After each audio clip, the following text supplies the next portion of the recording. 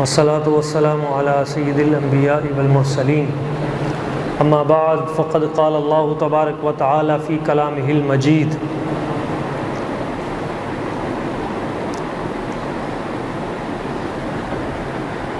إن الذين يبايعونك إنما يبايعون الله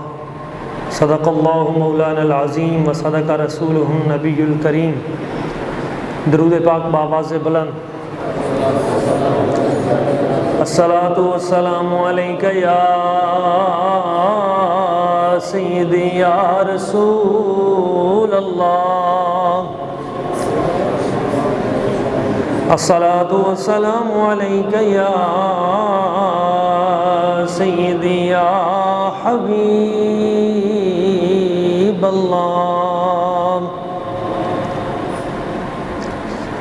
اللہ سے کیا پیار ہے عثمان غنی کا، اللہ سے کیا پیار ہے عثمان غنی کا، محبوب خدا یار ہے عثمان غنی کا، رنگین وہ رخسار ہے عثمان غنی کا، بلبل گل گلزار ہے عثمان غنی کا، کس گرمی پہ بازار ہے عثمان غنی کا، کس گرمی پہ بازار ہے عثمان غنی کا، اللہ بھی خریدار ہے عثمان غنی کا، اللہ بھی خریدار ہے عثمان غنی کا.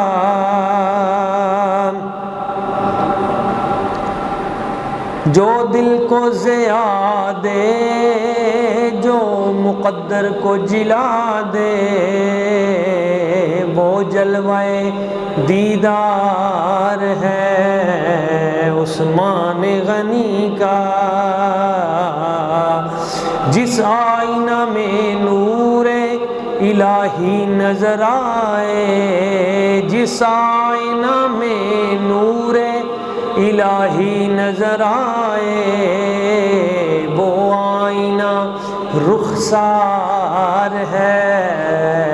عثمان غنی کا، وہ آئینہ رخسار ہے عثمان غنی کا. اور مقطع ہے، رک جائیں میرے کام حسن ہو نہیں سکتا، رک جائیں میرے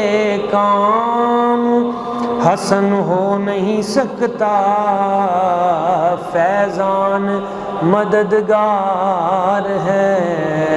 عثمان غنی کا.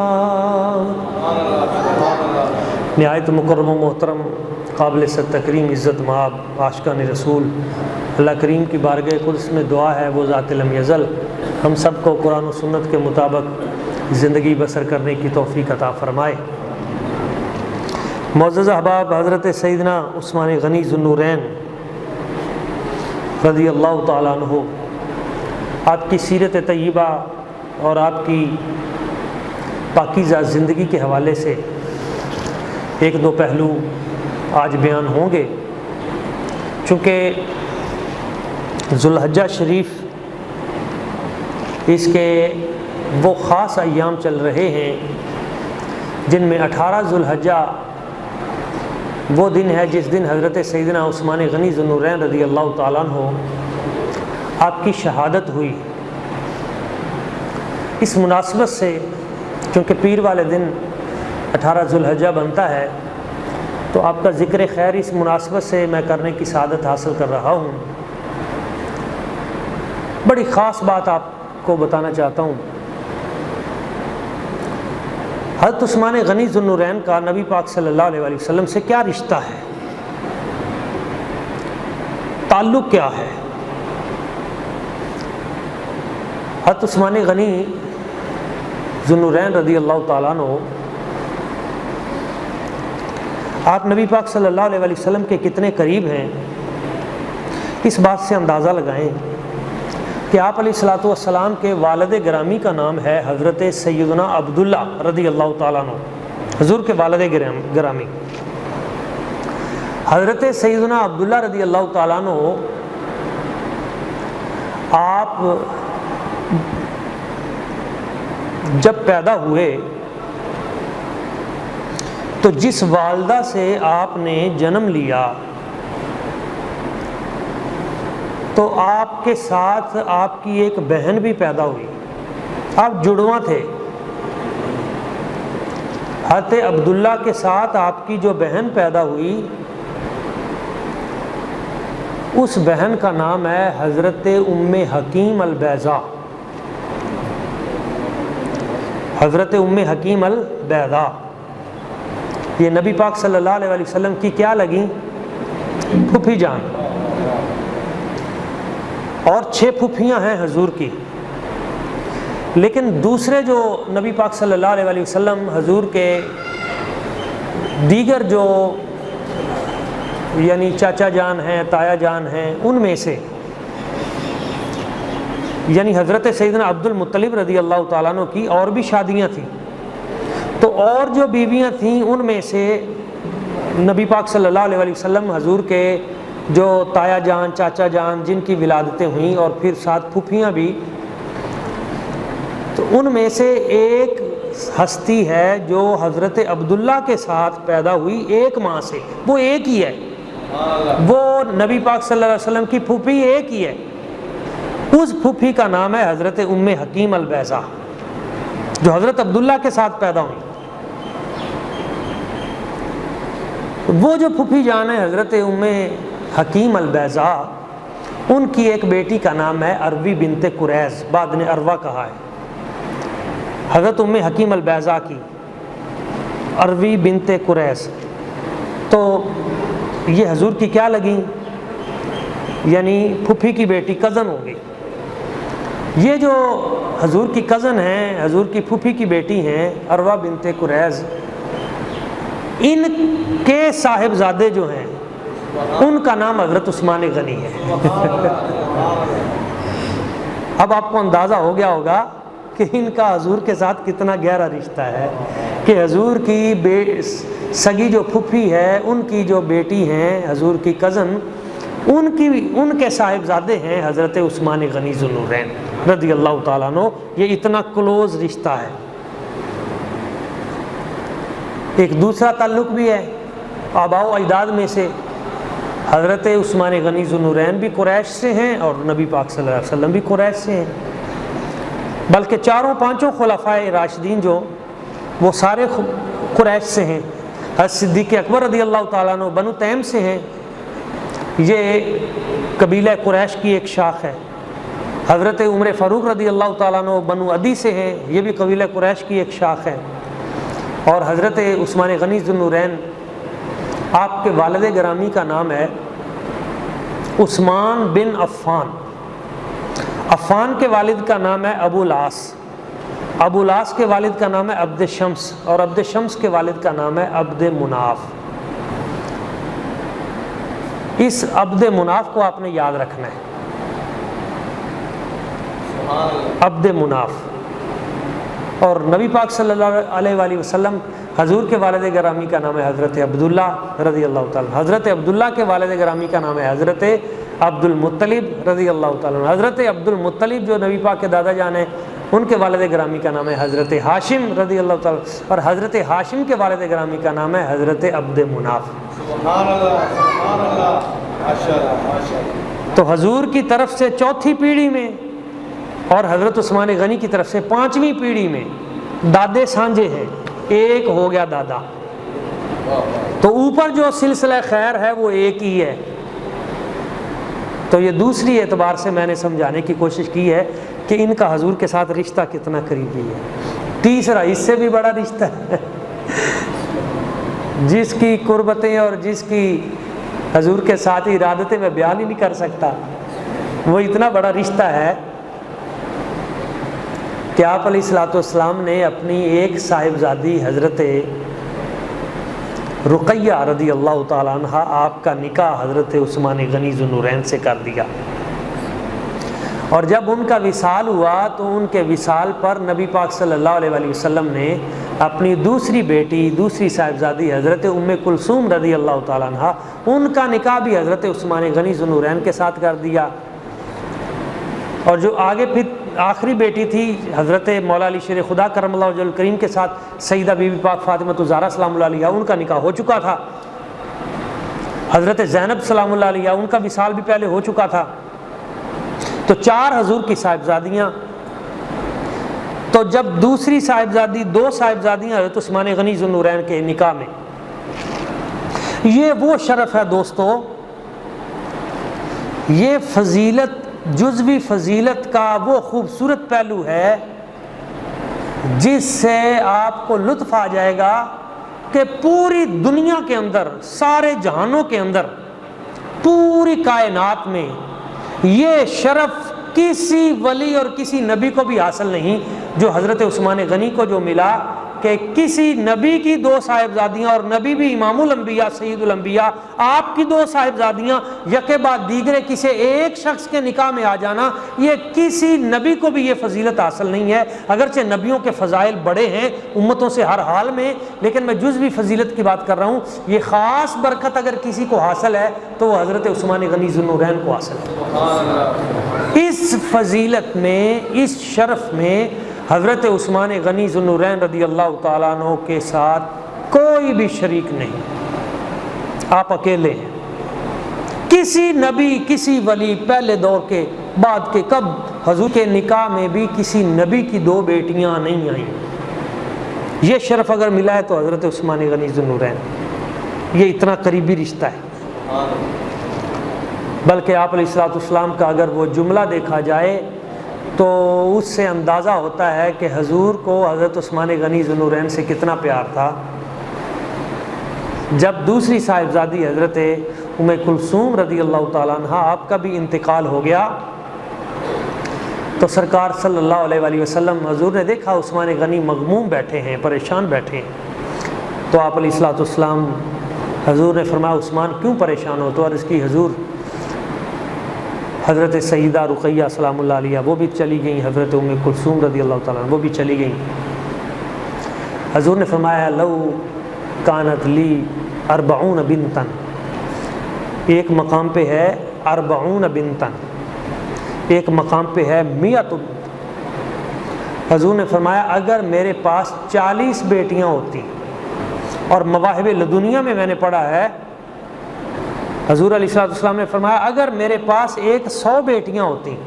تو عثمان غنی ذو النورین تیرا جیسا داماد جو ہے وہ اتنا اعلیٰ اور شان والا ہے، اگر 100 بیٹیاں ہوتی تو میں ایک ایک کر کے تیرے نکاح میں دے دیتا۔ یہ شرف بھی اور کسی کو حاصل نہیں، یہ صرف حضرت عثمان غنی ذو النورین کو حاصل ہے، ہاں آپ علیہ الصلوۃ والسلام کے ساتھ۔ آپ دیکھیں ایک اور شرف بھی انہیں حاصل ہے، حضرت عثمان غنی ذو النورین رضی اللہ تعالیٰ عنہ، آپ کا تعلق السابقون الاولون سے ہے، حضور کے تمام صحابہ عظمتوں والے، تمام صحابہ شان والے، ہر صحابی رسول وہ عزت والا، شان والا، جنتی، مگر قرآن مجید نے کچھ ونڈ کی ہے، شرف صحابیت میں جو بھی آ گیا وہ جنت پا گیا، اعلیٰ مقام بھی پا گیا، مگر صحابہ میں بھی پھر درجہ بندی ہے، یہ نہیں کہ سب برابر ہیں، نہیں، عشرہ مبشرہ ان کی شان الگ ہے، جو بدری صحابہ ہیں 313 ان کی شان الگ ہے، بدری صحابہ 313 جو ہیں وہ باقی صحابہ سے افضل ہیں، اور ان سے عشرہ مبشرہ افضل ہیں۔ قرآن مجید کہتا ہے السابقون الاولون، جو سب سے پہلے ایمان لانے میں سبقت لے گئے، من المہاجرین والانصار، مہاجرین ہو یا انصار، تو ان کا مقام و مرتبہ بھی زیادہ ہے، یہ قرآن مجید نے فیصلہ کر دیا۔ رضی اللہ عنہم ورضوان، اللہ ان سے راضی، وہ رب سے راضی۔ والذین اتبعوہم بإحسان، اور پھر جو ان کی اتباع کرنے والے ہیں وہ اللہ ان سے بھی راضی۔ تو راضی تو وہ سب سے ہے، لیکن جو مرتبے میں تفوق ہے وہ خاص لوگوں کا ہے، وہ السابقون الاولون۔ اچھا، جو پہلے ایمان لانے والے ہیں ان میں 4 ہستیاں ایسی ہیں جن 4 کے بارے میں اہل علم کے ہاں اختلاف ہے کہ ان 4 میں پہلا ایمان لانے والا کون ہے۔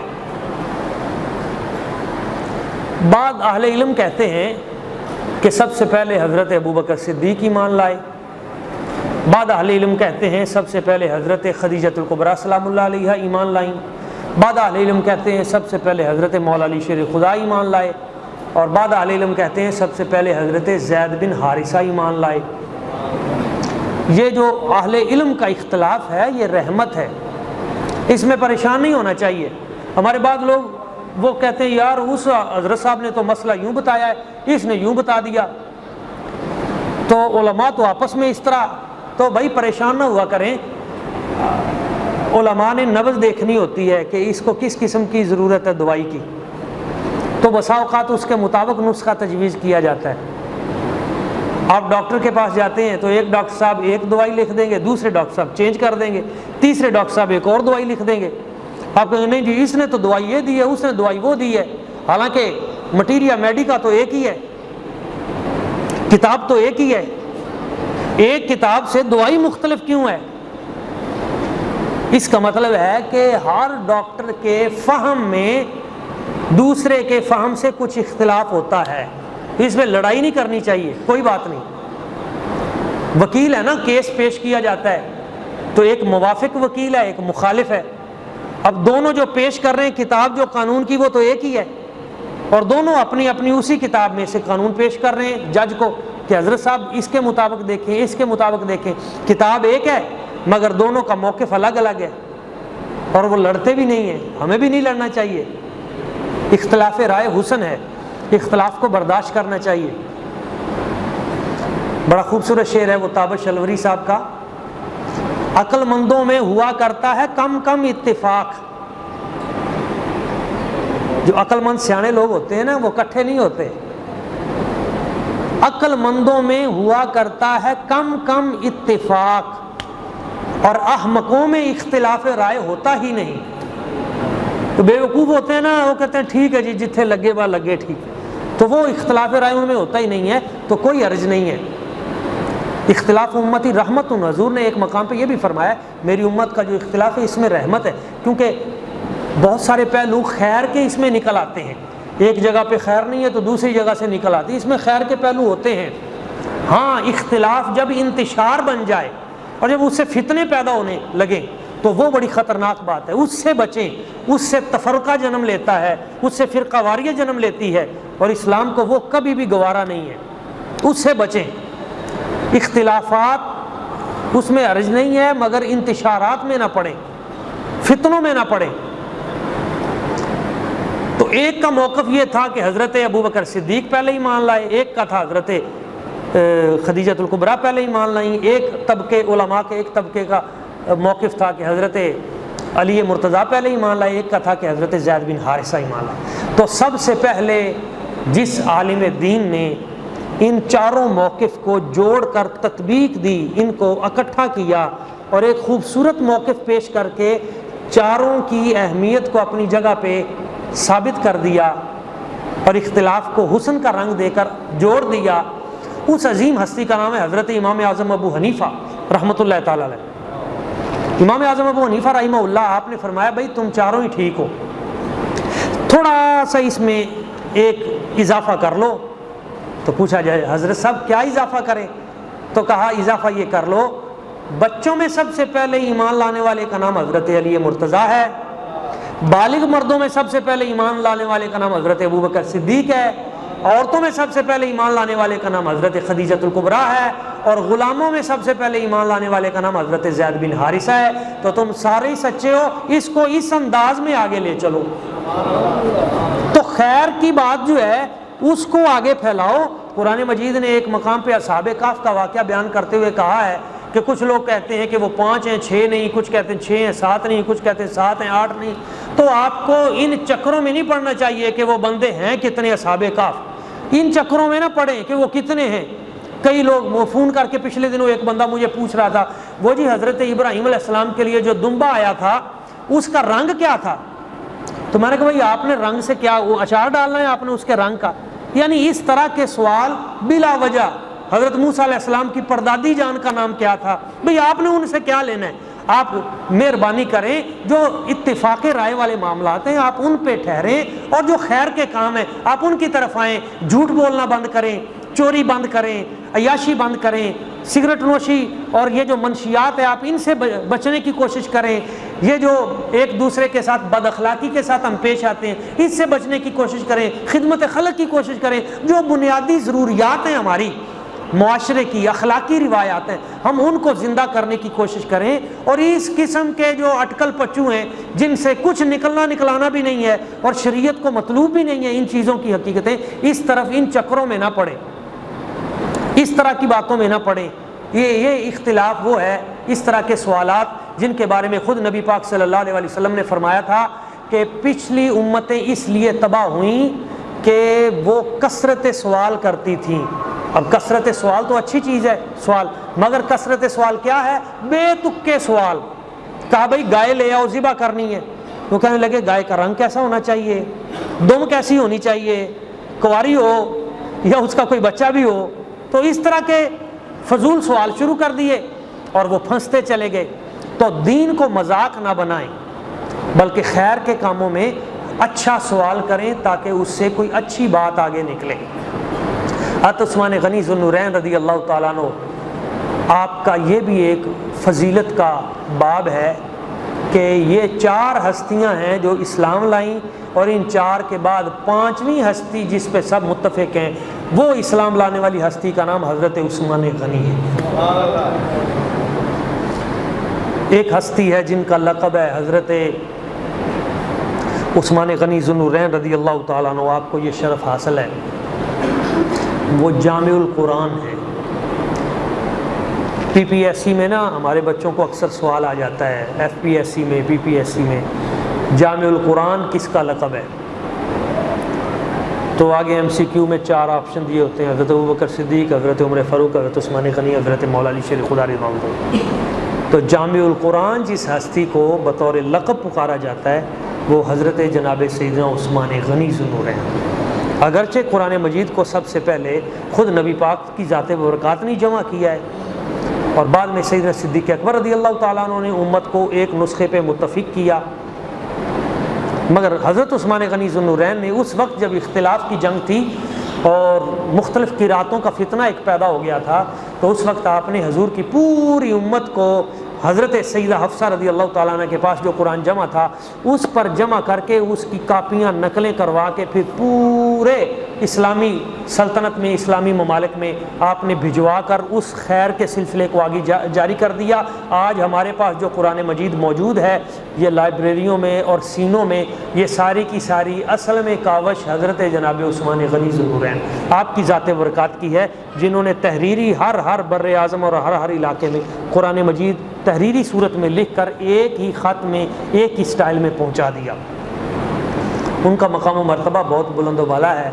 تو وقت چونکہ پورا ہو گیا، اگلے جمعۃ المبارک پر میں آپ کی سیرت کے کچھ اہم پہلو بیان کرنا چاہوں گا جس سے ہمارے نوجوانوں کو دین اسلام کی